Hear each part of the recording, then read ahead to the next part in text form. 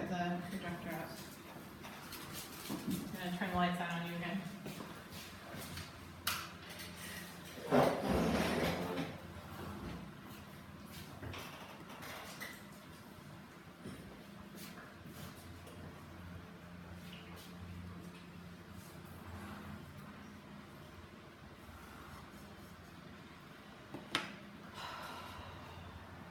Oh, it's gonna be hard to show. Maybe I can just show you on my computer. Sorry.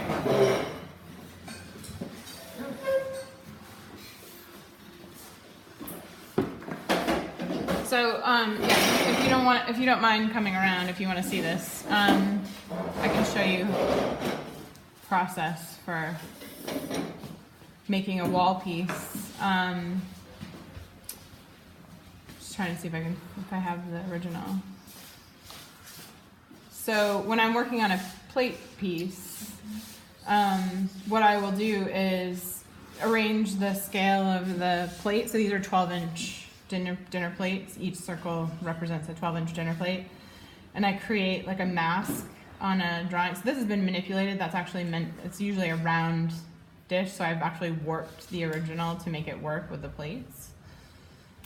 So I make like a mask in this layer. So if I hide the other layers, you can just see that's all I've done is masked out and then when I project, I project this image and paint directly on the wall. So I have to decide, what color is that going to be? And so in this case, this piece, the Menai process is actually a gilding process. There's this like really intricate gilding process that happens in here in sort of 3D in the Islamic pots.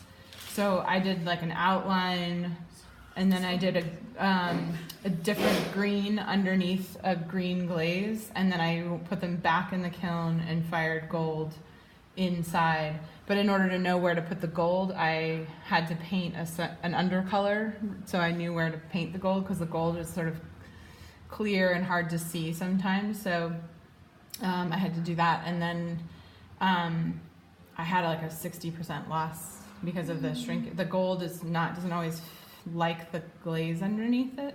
And then I did one that was all gold. So this was ended up being sort of a gray and gold piece on the white clay.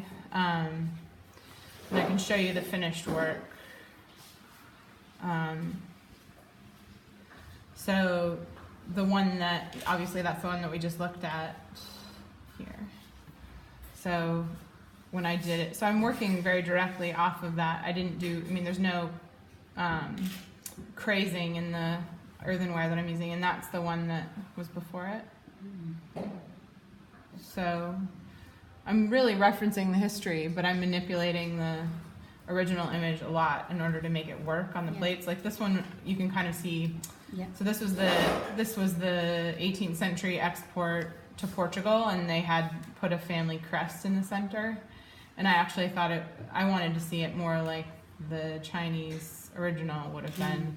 So I removed the crest and altered it. But what I had to do to that original image to make it work like this. But then you have the gold, the gold is really a third firing. So you have a lot going on. But I'm mixing custom colors for every single piece and sort of reinventing the wheel.